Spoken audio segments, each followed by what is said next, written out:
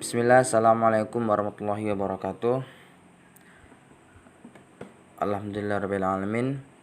Baik, pada kesempatan kali ini saya akan menjelaskan materi bahasa Arab dari awal pertemuan hingga pertemuan terakhir.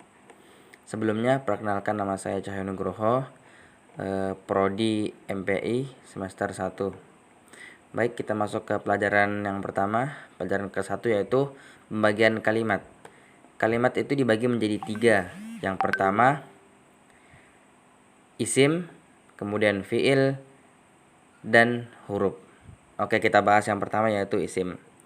Isim, apa itu isim? Isim adalah setiap kata yang merujuk ke orang, hewan, tumbuhan, benda mati, tempat, waktu, sifat, atau makna lainnya yang tidak terkait dengan waktu. Ringkasnya, semua kata yang tidak termasuk dalam kata kerja dan huruf maka ia adalah isim. Contohnya, yang pertama ada tanwin, yaitu madrasatun. Kemudian yang kedua diawali dengan huruf alif lam, al-madrasatu. Yang ketiga huruf jar, alal kursiyyi. Yang keempat akhir berharokat kasroh, bil qalami. Oke, kita masuk yang kedua, yaitu fiil. Fiil adalah kata kerja yang menunjukkan waktu. Fiil dapat diidentifikasi dengan melihat salah satu di antara ciri-ciri berikut. Yang pertama yaitu didahului dengan huruf qad. Kemudian yang kedua, B, didahului dengan huruf sin. Yang ketiga, didahului dengan huruf saufa atau akan. Yang keempat, terdapat huruf ta'nis berharokat sukun. Atau bisa juga fiil ini dilihat dari segi maknanya. Kemudian yang ke C, yaitu huruf. Huruf adalah kalimat yang tidak mempunyai makna yang sempurna jika tidak disandarkan kepada kalimat lain. Nah, tanda-tandanya huruf, ada beberapa contoh kalimat huruf. Di antaranya ala, ila, min, dan an. Kita masuk pelajaran yang kedua.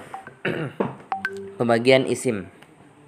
Nah, berdasarkan kejelasan makna, yang pertama yaitu isim nakiroh, kata benda umum. Isim domir, kata ganti, huwa atau huma.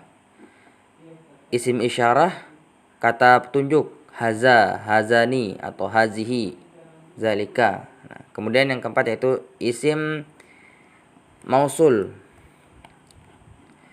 atau kata sambung, alladzi, contohnya alladzani, alladzina.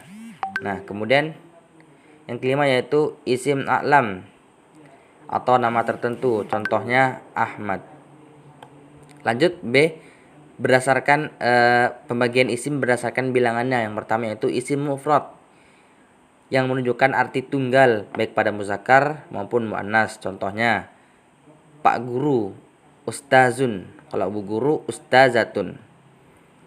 Muslimun untuk laki-laki, muslimatun pakai tak marbuto untuk seorang perempuan.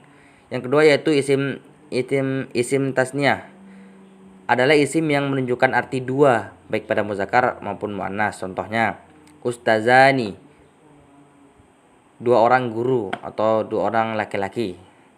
Kemudian ustazataini, ustazatani, dua orang guru-guru, dua orang guru perempuan. Yang ketiga yaitu isim jamak.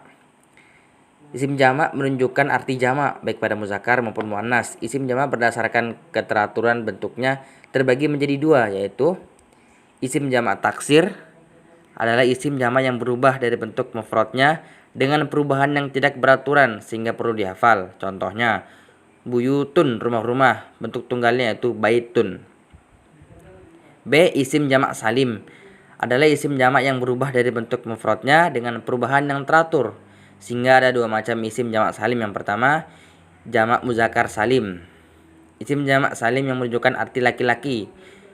Ciri-cirinya adalah adanya tambahan waw dan nun dan waw, kemudian nun dan ya pada bentuk mufradnya.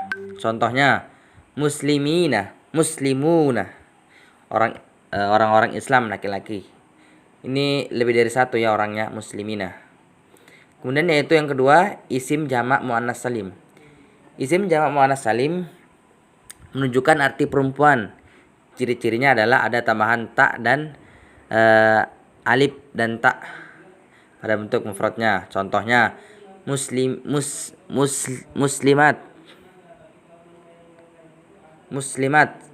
mukminat. Terakhirnya ada tak. Ini untuk perempuan. Baik, kita masuk ke pelajaran ketiga yaitu pembagian fiil. Jadi teman-teman yang berbahagia, pembagian fiil yaitu ada 3. Yang pertama fiil madi, fiil mudhari, kemudian fiil amr. Fiil madi menunjukkan kejadian di waktu lampau. Contohnya zahaba yaitu telah pergi. Telah pergi berarti menunjukkan kejadian di waktu lampau. B. Fiil mudhari menunjukkan kejadian atau waktu yang sedang atau akan. Contohnya yazhabu sedang pergi. Kemudian yang ketiga yaitu fi'il amr. Fi'il amr yaitu kata perintah. Contohnya izhab, pergilah. Ijlisu, duduklah.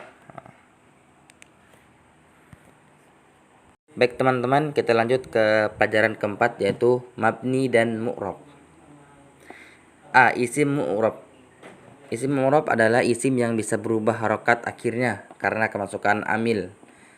Nah, apa itu amil? Amil adalah sesuatu yang bisa menyebabkan akhir suatu kalimat atau kata dibaca berbeda-beda. Contohnya ja'a Muhammadun, yang artinya Muhammad telah datang. Ra'aitu Muhammadan, saya telah melihat Muhammad. Madartu bi Muhammadin, saya berjalan dengan Muhammad. Nah, coba teman-teman perhatikan kata Muhammadun pada kalimat ketiga. Pada ketiga kalimat di atas Muhammadun ya. Pada kalimat pertama yaitu berharokat dhammah.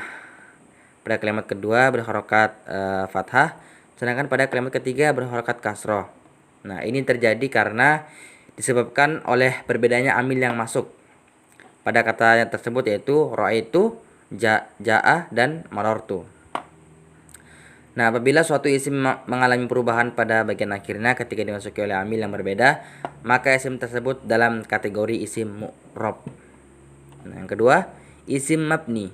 Apa itu isim mabni? Isim mabni adalah isim yang tidak mengalami perubahan pada bagian akhirnya walaupun kemasukan amil. Nah, di antara isim mabni yaitu yang pertama isim domir atau kata ganti. Yang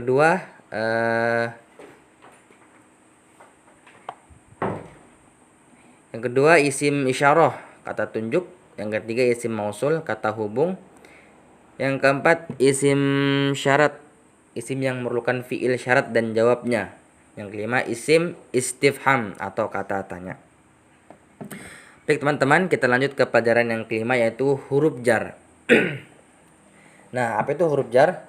Huruf jar adalah huruf tertentu yang membuat kata benda menjadi majrur. Contohnya, yang pertama min, yang kedua ilah, yang ketiga an, ala, fi, di dalam, rubba, banyak atau sedikit, bi, dengan, kaf, seperti lam, milik atau kepunyaan. Nah, itu di antara huruf-huruf jar. Pelajaran ke-6, amil nasab. Amil nasab merupakan huruf yang mengubah fi'il mudhari menjadi dibaca nasab atau manshub. Huruf yang dapat dinasabkan fi'il mudhari tersebut ada 7 jumlahnya. Nah, yang pertama yaitu an, idzan, lan, hatta, lamul juhud, lam kai, sama kai. Nah, amil nasab akan menasabkan fi'il mudhari yang berada di belakangnya atau yang mengikutinya. Nah, salah satu tanda sebuah kata kerja dibaca mansub adalah sebelumnya yang memiliki akhiran harokat dhammah lalu berharokat menjadi fathah. Kemudian kita lanjut pelajaran ke-7 yaitu jazm. Nah, apa itu jazm?